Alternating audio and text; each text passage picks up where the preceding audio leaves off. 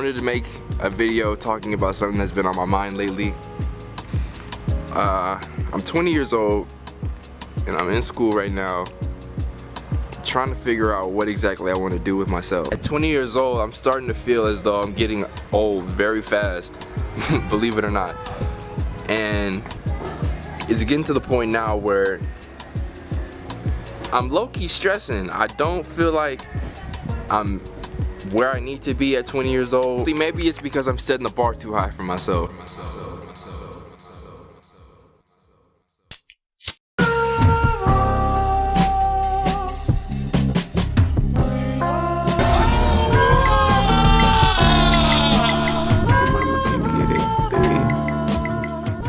Berleezy is a straight up icon in the YouTube space, and everybody that hasn't been living under a rock has at least seen some of his clips. Show me. Raiden, show me who did it. She kinda bad though. Is that Frost? Berleezy, can I bust on your face? Bust what on my face? Bro, what did you just say? I just said bust what on my face? Nah, bro, that's still gay. No. You're gay! He's gay! I'm not gay. Oh, is that AJ? She cut my friend's Thank you! I was just about to mention that! Shoot that shit out of her! Do it, AJ. Let's go! I'm sick of her ass! I'm sick of that shit! No. I've been dealing with her shit this season. Oh yeah! Oh yeah! Oh yeah! Who f***ing tell me AJ ain't about this shit? I started watching him personally from his exposed days when he'd be screaming at cartoons like Dora the Explorer or whatever. Oh shit. And child me found that hilarious. It's funny how it seems like Berlin has grown up and matured with his viewers, since I'm still able to enjoy his content as an adult almost the same way I did back when I was still playing with Beyblades. The perfect mix of mature conversations and over-the-top reactions made him the perfect person to do my first video essay on. My name is Zero, and I have to tell you why Berleezy is inspirational and somebody that most people should be able to look up to. I wanted to start with the point that most people don't really think about, and that's his level of immersion when playing anything. I personally have seen most of his indie horror series like the iconic Grove Street, Chilla's Art, Puppet Combo, and many more I'm probably forgetting right now. Or sometimes I'll go back and watch his story-based gameplays like Detroit Become Human or The Walking Dead, and the one thing I've noticed throughout everything is Berleezy really be immersing into whatever he's playing. He actually cares about the story, the character traits, he does voiceovers whenever reading dialogue for some characters, and gives the viewers his genuine reactions to what's going on within the games. Sometimes he'll be saying the most random shit like, you know, whenever I'm sick, like actually sick like I am right now, it always makes me think back to when I was a kid and I used to like fake sick to stay home and play Sega Genesis or something stupid like that, bro. It's just karma, you know? Does karma work over like your whole life, right? Something happens to you at 29 that you're paying for something you did when you was 7, you know what I mean? Like, is that how karma truly works? This is what I was about to say about moms, bro, and I know all y'all know. Why do moms, no matter how old you get, how big and strong you become, they always act like they gotta like warn you about things? Don't, bro, what did she just say? Don't hurt your back now with the, I know! Do you see these?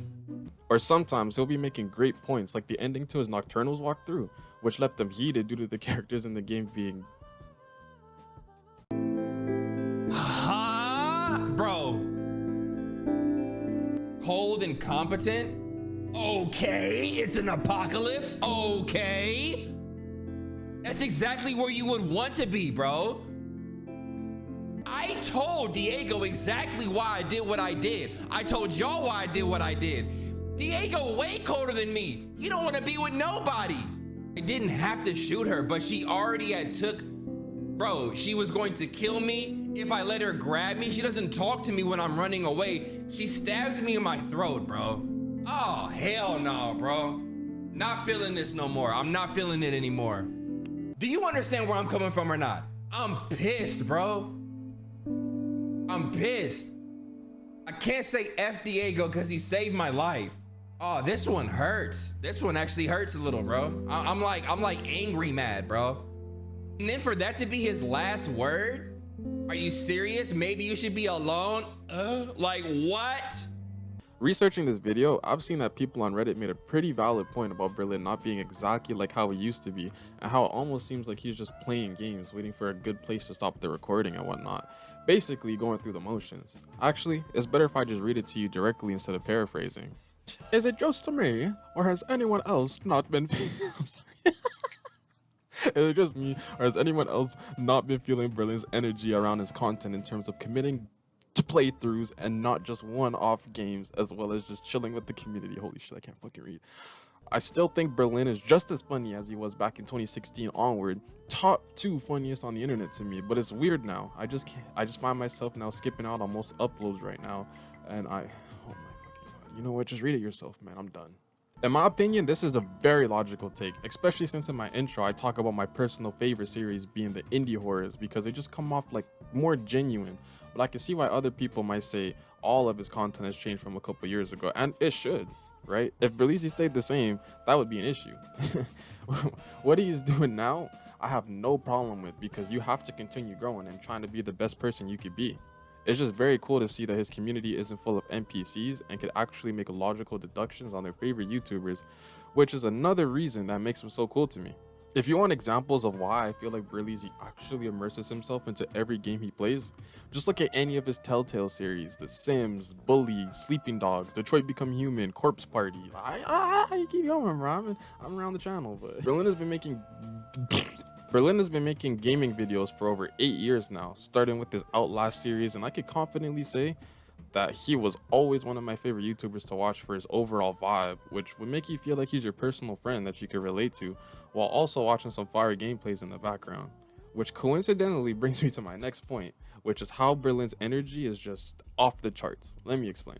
You know, when he's speaking to the camera, he makes you feel like, you know, he's your real life friend, and he will be yapping about the most random shit, like how onions taste like green apples. You know, if you bite into a green onion, hold your nose and chew, it tastes like a green apple. Like, hold your nose, take the bite and chew it up. Tell me it don't taste like a green apple, bro. I feel like I say that like once every 2 years, and y'all never report back. I never get a story mentioned with y'all chewing onions.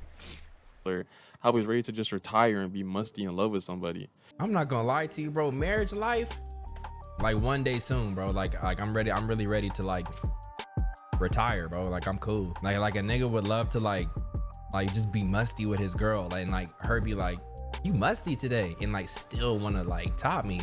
I'm not even finna front, bro. Like that's what they have. They have like a real union together. Like our pheromones would just be united, you know what I mean? But you can't find that nowadays, bro. It's like, talk to the camera like he's known you forever. You know, me personally, you couldn't pay me to say something like that, but you know, that's what makes Berlin so great. He's made me feel better after long days of school or work, and it's a genuine escape for some people.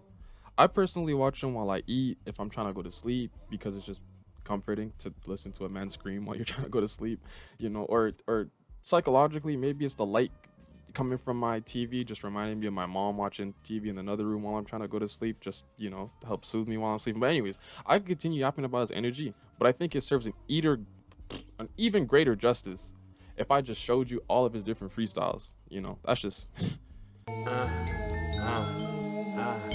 Twilight murder case. Yeah, I tried to do the race. Yeah, I'm in first place. Trying to dance, trying to race. Trying to dance in my face. Get your ass slapped down. Make your ass back down. Make your ass hit the ground. Pulling out the 5.5. Put that 9 to your chrome. Now your chrome turned to dome. Explosion all over the front. Oh! Oh! Now your chrome turned to a dome because I explode. And the baby, it begin to be bad. Y'all can get drunk for all I care. I'll still smoke you in this race. I'm in first place, you're in last. What a disgrace. Look at me go real fast. These motherfuckers on my ass. Pause. When I win, I'm going back to Beatrice. She gon' drop draws. But I don't know, they might have swords. I don't know, she might be a whore. She got that shit on her lip. She got that shit on her lip, but I still kiss. I might have her shit on my lip. Wow, she don't hold me down. Why don't my girl ever hold me down? Why don't my... Look at this dude trying to come up on the sneak. Get back before you get slept off your bike in the street. I'ma leave you here. Look at my jersey, I'm a millionaire. I got my last name on my jersey, and this is 2 laps. It's a fury, it's so fast, I wanna get back. Fuck you, Berleezy, I really can't stand you. I'm on your head, boy, dome shaped like a sandal. You be cussing every bit. Don't you know these shows for kids got a shitty ass camera and your hairline don't exist? Hey, nigga, get a fucking mic. Oh wait, you just said nigga. Are you gonna apologize? Again, matter of fact, are you even black? Do you know your dad? Oh, I do. He's Cinnamon Jack. Would you look at that? Don't nobody care about you. They care about the roast. The only thing longer than your head are the fucking toes. Took a month off. Where'd you go? Don't nobody know. Then you come back all unannounced. You need to be exposed. You a BFG, a big fucking geek. Same size as James Harden, but don't ever see you ballin'. You a waste of hype. The whole life, pain and sorrow. Somebody get this fake ass brainy from A. Arnold. Hey, Berleezy. Oh wait, you said you want me to freestyle now? Look, I'm in the trap.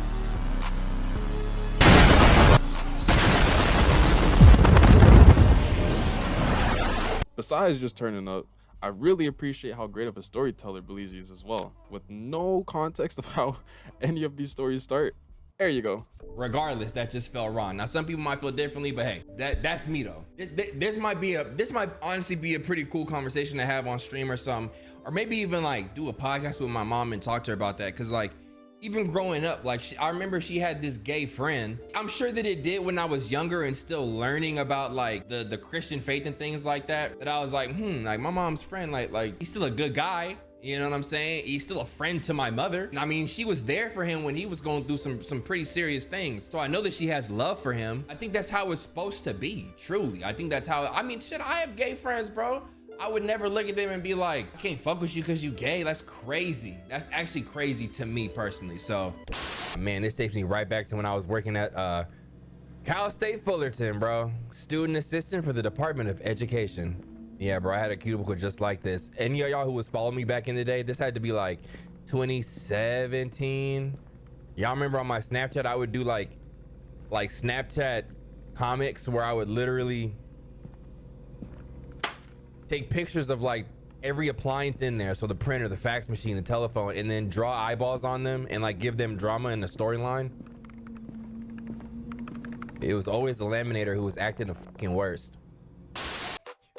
So as a kid, I remember this kid, Michael, bro, would always pick on me. He would always kind of tease me whenever we did group projects because we were sitting close to each other. We was always in a group, and it was just little slick. It wasn't anything to be like going to the teacher about, but it was enough for me to be like, yo, this nigga's annoying as shit every day. He's ruining this period for me. I remember one day, bro, right? We're sitting at the computers, and it's like 3 computers, and it's like 3 of us in a group. And let's just say I'm in the middle, Michael's on one side, and another friend of mine is on the other side. So Michael's sitting next to me and he's just same old routine, just talking mess to me, bro. In my ear, talking crazy. I remember, bro, I had looked at Michael and I was like, wow, I used to think you were cool. I said it just like that, probably even more serious, but I knew going into it, if he started with me today, that's what I was gonna say. I wasn't gonna like partake in that same dumbass, because it just keeps going. It just keeps going, like there's no stopping it, but I wanted it to stop. So I remember I just looked at him and I was like, damn, I used to think you were cool. I remember that hit his soul, bro. That hit that man's soul. He looked at me and he was like, and he never did it again. From that point on, that kid was trying his hardest to get back in my good graces, but it was too late by then.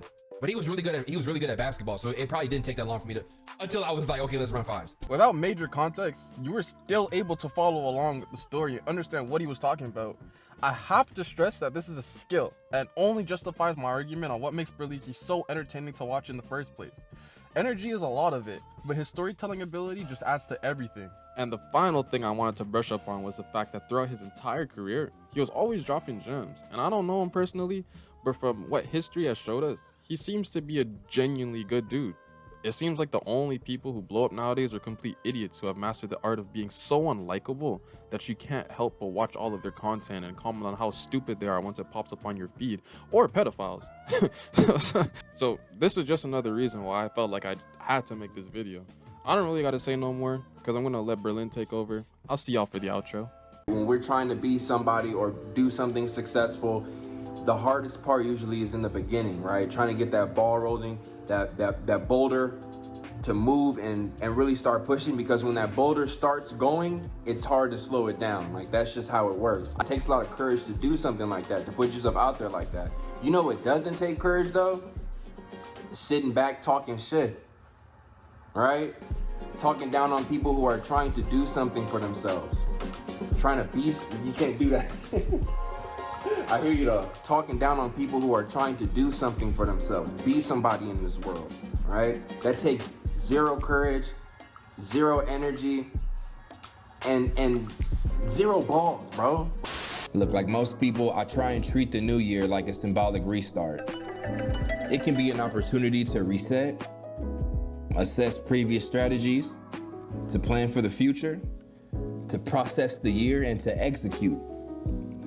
Sound like I'm going to war, but you know what I mean. I feel like every year I start off saying, new year, new me. And like most of y'all too, it be cap. A nigga still cuss. My uncle passed and I lost my channel. Then I was just kind of not feeling it. Then I had to go to LA to do some stuff with a popular channel that y'all are gonna be like, yo, there's no way that you cross collab with this YouTube channel, because they do big things, bro. And I was invited on to be a part of something special that they did. So I had to fly to LA to do that, to do the shoot for the merch. I brought out my boy Neezy and his wife. That Neezy is a friend of mine that I've had since I was like in middle school, bro. So like to be able to have him out for that was great. Then, you know what I'm saying, my uncle's funeral happened, and then I had to move, and all of this is happening at the same time. And I'm just, bro, when I'm going through a lot, I have a tendency where I just don't want to show up. And like if I'm not in good spirits, I just don't want to bombard somebody else with my negative energy, you know what I'm saying? And that's probably something that I should be working on. I got friends and family that I can kind of trust with that kind of information, but like even friends and family, like I will isolate myself if I feel like I got just too much going on. And I notice I do that with YouTube as well, and I don't see it changing necessarily, but I do want y'all to know that that's the case. It's not that I'm like sitting up, kicking back, relaxing. Like, yeah, it probably is some of that too. Like at some point in the day, don't we all? But that's not my whole MO when I'm not posting. I really do be having stuff going on. I think this year will be the year that I'm able to like fully unveil all of the plans and all the things that I have in the background. But most importantly, bro, the one takeaway that I really have since the termination, and it's been so long now that it doesn't even feel that big of a deal, is that bro, no matter what I would have said to YouTube to try and fight for my channel, they didn't have to give me my channel back. And that's a crazy feeling, bro. It wouldn't matter what route I took, if I'm calling them out, if I'm begging and pleading, if I'm, you know what I'm saying, court of public opinion, it didn't matter, bro, because this is their website, you know. We are all guests on their platform, and the content that I post on here is not even really mine, because, you know, they deleted it and it's gone forever. The beginning is always the hardest part, so don't be discouraged and don't be afraid to be seen trying. You don't need to wait until the new year, the perfect time to try and accomplish your goals. The perfect time to plant a tree was 10 years ago. The second best time is today, because there is no tomorrow. Don't isolate yourself when you feel like a ball of negativity, and always be self-aware with the mindset of how can I do things better. These were my short takeaways from all the clips I just showed you, and sorry I'm not in my room. Am I saying sorry for not being for going out fucking side or what? Thank you so much for watching, and if you got all the way through this video, please tell me if you enjoyed and how I could do my next one better. If you have any suggestions for what I should do next, Steven, let me know. I'm currently looking into making a video on Jeff T, KSI, you know, RDC World's another candidate. Corey Kenshin, that nigga's he's a fucking goat, bro. I've been looking through all of his old shit recently. You know what? My next video might be on him for real, because it's just a lot of the content that I have. Anyways, leave a like, subscribe, because it helps me get my clout up, and I'll see you guys in another video. Jana. Oh my fucking god! I said Jana.